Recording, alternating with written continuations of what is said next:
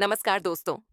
आज हम भारतीय संविधान के भाग 3 यानी मौलिक अधिकारों फंडामेंटल राइट्स के उस आधार स्तंभ को समझने जा रहे हैं जिसकी नींव पर पूरा अधिकार तंत्र खड़ा होता है, और वह है अनुच्छेद 12 यानी आर्टिकल 12-12। बहुत सारे छात्र इस अनुच्छेद को मात्र एक परिभाषात्मक लेख मानकर नजरअंदाज कर देते हैं, लेकिन अगर आप इसको गहराई से समझ लें तो मौलिक अधिकारों का पूरा ढांचा आपके लिए बिल्कुल स्पष्ट हो जाएगा। यह टॉपिक यूपीएससी पॉलिटी वाले पार्ट से है, सामान्य अध्ययन प्रश्न पत्र 3 के लिए उपयोगी है, और बीपीएससी और अदर पीसीएस एग्जाम में पॉलिटी वाले पार्ट के लिए है। अनुच्छेद 12 क्या कहता है? अनुच्छेद 12 कहता है कि इस भाग 3 में राज्य में भारत की सरकार और संसद तथा प्रत्येक राज्य की सरकार और विधानमंडल और भारत के क्षेत्र के भीतर या भारत सरकार के नियंत्रणाधीन किसी भी प्राधिकरण को सम्मिलित किया जाएगा। इसका सरल अर्थ है, जब भी हम मौलिक अधिकारों की बात करेंगे तो उन्हें लागू करवाने के लिए राज्य से हम किन किन संस्थाओं को जवाबदेह मानेंगे, इसकी परिभाषा अनुच्छेद 12 तय करता है। क्यों जरूरी है आर्टिकल 12? मित्रों, मान लीजिए आपको मौलिक अधिकार का उल्लंघन हुआ है, तो आप सिर्फ राज्य के खिलाफ ही उचित न्यायालय में जा सकते हैं। इसीलिए यह जानना बहुत जरूरी है कि राज्य में कौन कौन शामिल है, राज्य स्टेट में कौन कौन आते हैं, भारत की सरकार और संसद यूनियन गवर्नमेंट एंड पार्लियामेंट, राज्य सरकारें और राज्य विधानमंडल state governments and state legislatures, स्थानीय निकाय जैसे नगर निगम पंचायतें, अन्य प्राधिकरण अदर अथॉरिटीज। यहीं पर सबसे ज्यादा चर्चा होती है। अन्य प्राधिकरण का मतलब क्या है? अन्य प्राधिकरण अदर अथॉरिटीज की व्याख्या। अनुच्छेद 12 में अन्य प्राधिकरण शब्द सबसे विवादास्पद और व्याख्या योग्य है। इसकी परिभाषा सीधे संविधान में नहीं दी गई, लेकिन समय समय पर सुप्रीम कोर्ट ने अपने फैसलों के माध्यम से इसे व्याख्यायित किया। महत्वपूर्ण निर्णय 1, Rajasthan electricity board v Mohanlal 1967। इस केस में सुप्रीम कोर्ट ने कहा कि जो संस्थाएं कानून द्वारा बनाई गई हों और जिन पर सरकार का नियंत्रण हो, उन्हें राज्य माना जाएगा। 2, सुखदेव सिंह वेस भगात्रम 1975।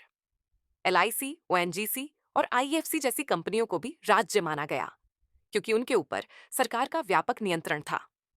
3, Ramana Dayaram Shetty v the international airport authority of India 1997।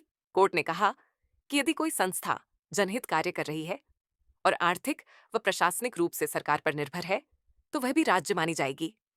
शोर अजय हसिया वीपी, क्या को राज्य माना जाएगा? सुप्रीम कोर्ट ने कुछ टेस्ट्स तय किए हैं।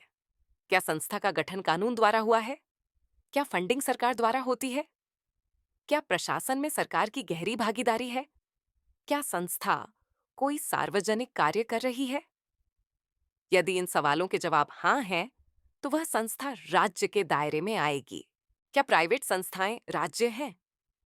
नहीं, सामान्य रूप से कोई प्राइवेट कंपनी या एनजीओ राज्य नहीं मानी जाती। लेकिन अगर वह जनसेवा कर रही हो और उस पर सरकार का नियंत्रण हो, तो कुछ मामलों में कोर्ट उसे भी राज्य मान सकती है। राज्य के खिलाफ कैसे कार्यवाही करें? अगर कोई संस्था जो राज्य की परिभाषा में आती है आपके मौलिक अधिकार का उल्लंघन करती है, तो आप उसके खिलाफ अनुच्छेद 22 सुप्रीम कोर्ट या अनुच्छेद 286 हाई कोर्ट के तहत रिट याचिका दाखिल कर सकते हैं। परीक्षाओं के दृष्टिकोण से महत्वपूर्ण बिंदु। अनुच्छेद 12 केवल भाग 3 फंडामेंटल राइट्स के लिए ही लागू होता है।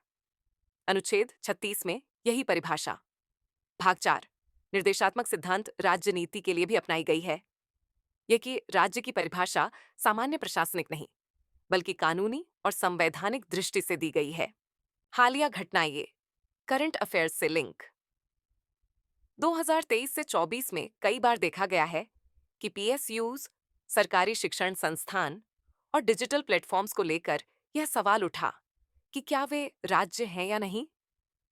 इसीलिए यह टॉपिक वर्तमान परिप्रेक्ष्य में और भी ज्यादा महत्वपूर्ण हो गया है। निष्कर्ष, अनुच्छेद 12 केवल एक परिभाषा नहीं, बल्कि भारतीय लोकतंत्र में जवाबदेही का आधार है। ये सुनिश्चित करता है कि जो भी संस्था सरकारी दायरे में आती है, वह नागरिकों के मौलिक अधिकारों का उल्लंघन नहीं कर सकती। और अगर ऐसा होता है, तो नागरिकों के पास न्याय के लिए संवैधानिक हथियार मौजूद हैं। अगर यह जानकारी उपयोगी लगी हो, तो वीडियो को लाइक, शेयर और सब्सक्राइब करना ना भूलें। और हाँ, अपने दोस्तों को भी बताइए कि संविधान की आत्मा को समझना हर नागरिक का अधिकार और कर्तव्य दोनों है। धन्यवाद। जय हिंद।